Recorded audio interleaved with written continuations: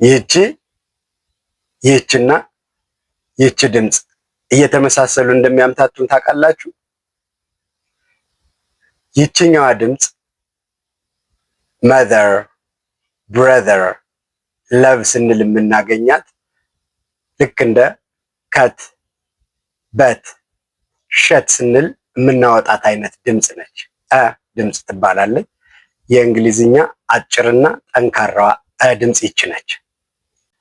እነዚህን ቃላት ግን እኛ ብዙ ጊዜ mother brother love እያልን ነው የምናወጣቸው። እነዚህ ሳይሆን ድምፅ ነው ያላቸው ማለት ነው። ስለዚህ mother brother love ተብለው ነው እንጂ የሚነበቡት እኛ እንደምንገምተው እነዚህ ኦ ፊደላት ድምፅ አይደለም ያላቸው ነው። ይህችን ድምፅ ደግሞ በእነዚህ ቃላት ውስጥ እናገኛታለን። father fast far ስንል የምናገኛት ሎንግ እንግሊሽ ቫውል ማለት ይችላል። ስለዚህ father fast far ስንል ረጅም አናባቢ ድምፅ ነው የምንጠቀመው። ምትል ረጅም የእንግሊዝኛ አናባቢ ድምፅ፣ እሷን ደግሞ ከነዚህ ጋር እናምታታታለን ማለት ነው። ቀጥሎ ባሉት ቃላት ውስጥ የምናገኛት ድምፅ ደግሞ ይች ናት። ይችን ደግሞ ከላይኛው ጋር እናምታታታለን።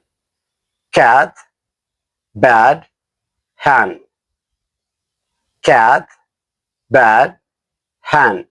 ስለዚህ እና አንድ አይደሉም እንግሊዝኛ ላይ።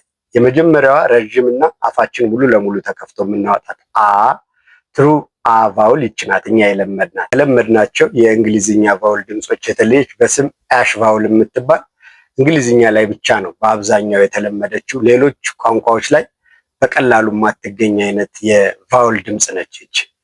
ስለዚህ ከላይ ባየናቸው ቃላት በኦ ፊደላት የተወከለችው ድምፅ አይደለችም ማለት ነው። ቀጥሎ ያየናቸው ደግሞ በኤ ፊደል የተወከለችው ድምፅ ሎንግ ነች። በሶስተኛው ምድብ ውስጥ ባየናቸው ኤ ፊደላት የተወከለችው ደግሞ ቫውል ነች። ስለዚህ እነዚህ ሶስት የተለያዩ ግን አንድ እየመሰሉ የሚያደናግሩ የቫውል ድምጾች አሉ ማለት ነው።